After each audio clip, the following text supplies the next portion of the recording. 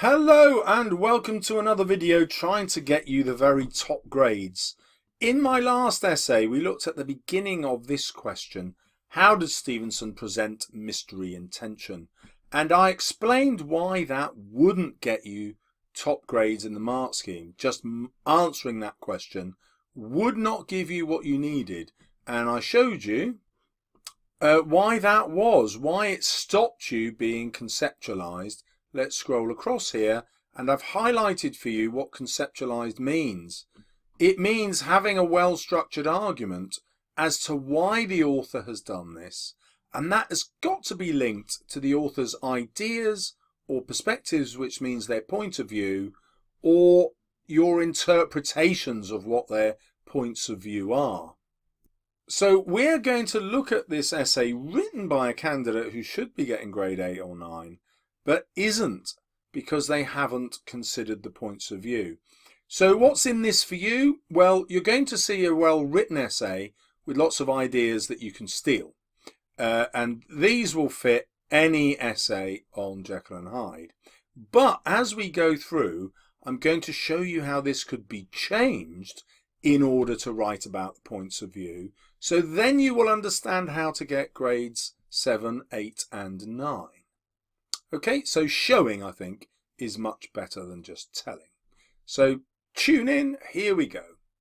In Stevenson's The Strange Case of Dr. Jekyll and Mr. Hyde, both mystery and tension are presented through his use of literary devices such as pathetic fallacy, and also his allusions to the common features of Victorian society, shocking the reader and ensuring they're left asking questions which are mostly left unanswered until the closing 2 chapters of the novella. So this is a very good thesis which has lots of really good terminology in it, like pathetic fallacy, like allusions. It's going to have context because this candidate's going to write about Victorian society. Well, this is all very good, but what it doesn't do is tell us why Stevenson is writing this. So I'm going to suggest it's to explore the fears of being exposed in Victorian society, so the fear of scandal, and that's linked to Stevenson saying that he lives in a repressive society, a society that should allow people to fulfill many of their desires, but because of Christian morality, they are prevented from doing so. Okay, so that's his reason for writing the novel, and every time we look at a paragraph, we're going to link it back to that reason. Right. Firstly, Stevenson convincingly uses pathetic fallacy in this extract to create mystery. As the fog has concealing properties, hiding what lies beneath it, the fog lifted a little to reveal a dingy street and Hyde's house until, in the next moment, the fog settled down. So very good integrated quotations embedded into your sentence. Stevenson uses this fog to match the tone of the scene. So highlighting tone is a grade 7 and above skill. Always use that word if you can. Possibly linking to Hyde's secret nature. So now we're getting a developed comparison of the setting, the description, to a character. So now we're getting a sophisticated response. So the setting reflects the character. And the evil which lies with him, as the noun fog connotes a mist which conceals and hides, much like how Hyde disappears after his evil acts of murder. Well, that's a very good paragraph. You can see it's full of subject terminology. It's got lots of embedded quotations in it. But how do we now link this to what Stevenson is writing the novel for? Well, we've got this idea of concealment, and so we can link this to what is wrong with having to conceal our own secret desires. Well, what is wrong is dramatized in the person of Hyde. Hyde means we have to hide our secret desires, and therefore Jekyll creates this evil character. But if society accepted whatever Hyde was up to, presumably having sex outside of marriage or having a homosexual relationship, whatever it is, that Enfield and Utterson believe he's being blackmailed about, if society allowed that to happen, then actually society wouldn't be full of hypocrites, middle-class men who are doing these things in secret and not admitting to them in public, and therefore creating a society in which any wrongdoing is hidden. But worse than that, in which our true natures are hidden. So we could argue that Hyde represents what happens to us if our true natures remain repressed. So then we become evil and disgraceful. Whereas if society accepted our secret nature, we could still be by and large good people. Let's look at the next paragraph. The adjective dingy is used to describe the street upon which Hyde lives, perhaps to highlight the dark and sinister area, matching Hyde's own personality. So again, comparing the setting to the character is a sophisticated way of writing. And then using these words of doubt, like perhaps, also shows the examiner that you are interpreting. You're aware that this is not the only way to interpret the novel, and therefore you say perhaps. It could also be used by Stevenson to convey to the reader the darkness which is a motif throughout the novella. That's excellent, because this candidate is now thinking about how the novella is structured around motifs or recurring symbols, likely alluding to the areas in London like Soho which were known for their lack of restrictions, a notion much opposed by the strict Victorian society, and a place where man's evil pleasures are expressed. So this is pretty good now. It's starting to talk about the author's purpose again. This could be linked to where Jekyll lives. Jekyll lives in Leicester Square. I'll put a link to my video on that up here, because Leicester Square is right next door to Soho, and Stevenson is making a really powerful geographical link, saying that Hyde's evil character is not really far removed from our own, dear reader, in the same way that Leicester is right next door to Soho. They're virtually the same place. So what he's suggesting there is that we all have these secret pleasures, and perhaps society ought to allow us to indulge in them rather than repress them. So let's carry on. Therefore, Stevenson creates mystery through the implication of Hyde's house being amongst a dark and evil place where evil acts occur. The use of the fog to conceal and hide parts of the street and area where Hyde lives prevents the reader building up a full picture of the area, as Stevenson leaves much description of the place out, using the fog to focus the reader's attention on key parts. Well, that's all true, but it doesn't really lead us to any kind of interpretation about what Stevenson actually thinks, and therefore it's not gaining as many marks at all.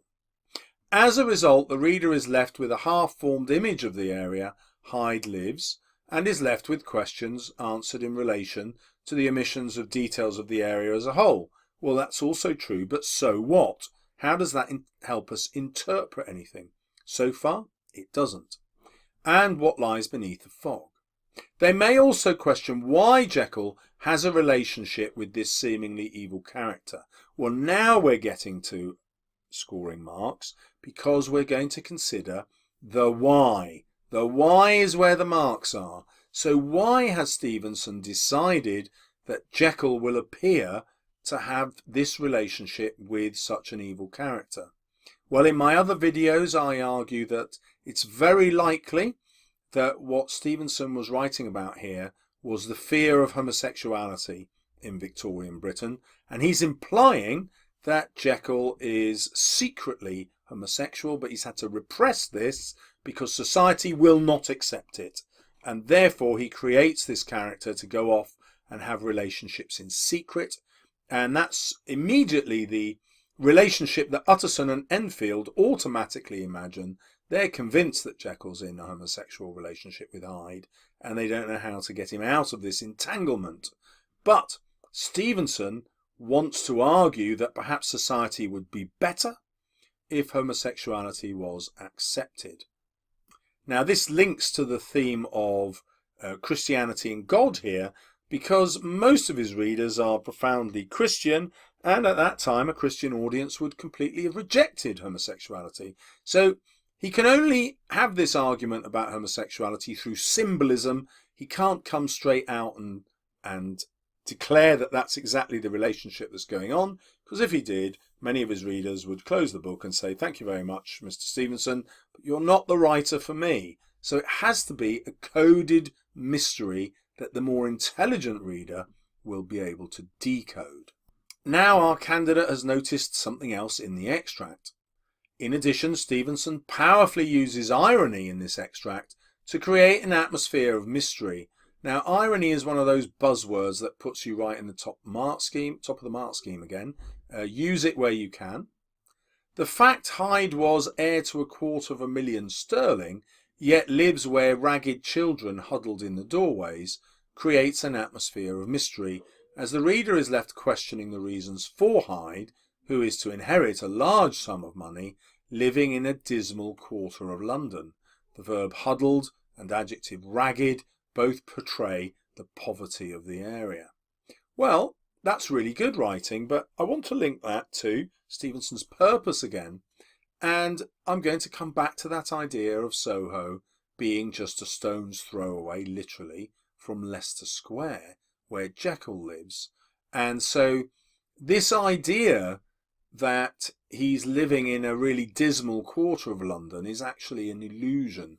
The properties in Soho are not much difference from the properties in Leicester Square, just as the people are not that different. They appear much different because they are openly behaving in immoral ways. However, Stevenson's point is that the middle classes are also behaving in exactly the same ways. They are just keeping it hidden behind a richer facade. And that's why Leicester Square is like the facade, the rich facade, but Soho is where the true self is revealed. So we'll jump ahead in our analysis now down here, but obviously you can freeze the screen and read the rest if you want. The Victorian reader may be left particularly confused, especially because Victorian society placed strong emphasis on the importance of a well-paid job and respected lifestyle. This was craved by many and was often the ultimate goal for many Victorians. Incorrect apostrophe there, sorry. Now that's trying to give us a point of view of the author, but it doesn't manage it. And one of the reasons for that is there's some incorrect context here. So all the gentlemen in our novel don't really depend on a well-paid job. What they have is a highly respected profession where they will be overpaid, if you like. So we've got 2 doctors and at least 1 lawyer. And it isn't their job that's important, it's their air of respectability and the fact that they represent the richer amongst the middle classes. So Stevenson is arguing that all of London is hypocritical in this way. Even the most respected members of society underneath are probably feeling just the same sorts of immoral desires that the readers are. And rather than having a vengeful God that sets out to punish them and send them all out to hell, Stevenson is probably arguing that actually society could accept many of these behaviours and society would work much better if we did. Okay, I'm going to jump to the conclusion in a minute, but I'm going to allow you to read the rest of the essay if you want to freeze your screen. And there's the next bit. Remember, you can memorize as many bits of essays as you want to use in the exam. Okay, and now we're at the end. We're going to focus on the conclusion. To conclude, both mystery and tension are presented in similar and different ways throughout the novella. Stevenson uses structure. Well, structure is a key word in the top of the mark scheme, so it's good that the essay's talked about the structure. Language, obviously, because you're quoting, and possible references to contextual details. Well, that's vague. We'd like to know what contextual details, and that's where discussing Christian morality would have come in. It's where discussing the hypocrisy of middle-class men would have come in, including Victorian society and how all humans have sin and a less moral side within them. This ensures his novel builds suspense and mystery, leaving the reveal to the questions promoted by clues spread throughout the novella in the final chapters. So this isn't really adding anything new to our understanding, and it's not now scoring many marks.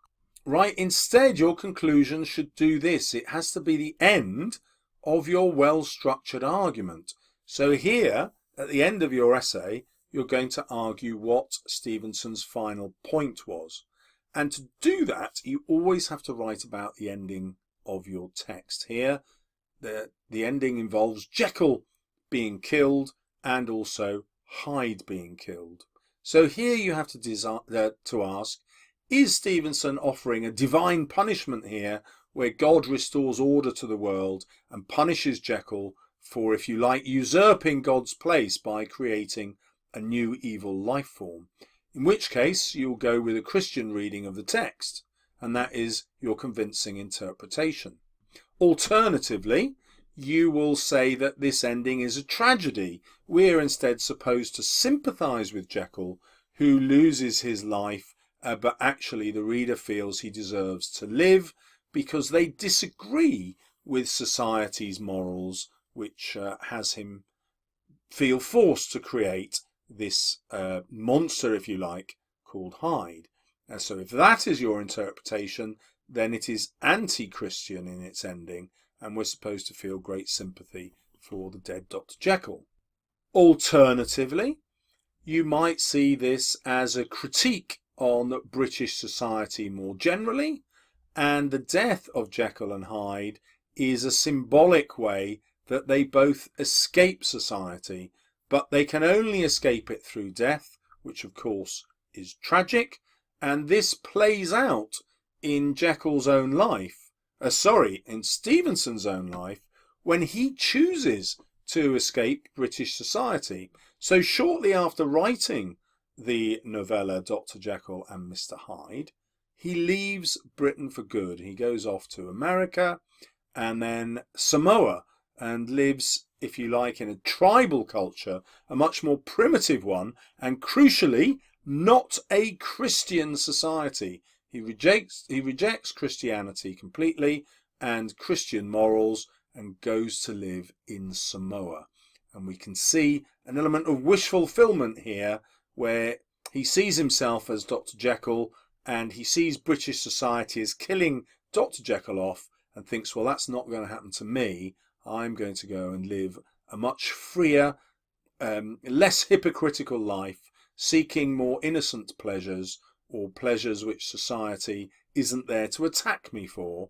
And I'm off to live in Samoa, where he in fact died at the age of 44. Okay, now bringing in a bit of context about the author at the end doesn't get me the marks on its own. It gets me the marks because it leads me to a convincing interpretation. And hopefully you've seen that writing about the end of the novel always gives me a well-structured argument, because I can always link that to the author's final purpose. So thank you very much to the student who wishes to remain anonymous who sent that essay in. I hope you can now see how to move from grade 7 into grade 8 and 9 by focusing on these key things in the mark scheme, which basically means looking at the author's purpose. If you would like more, don't forget to subscribe. See you soon on my channel.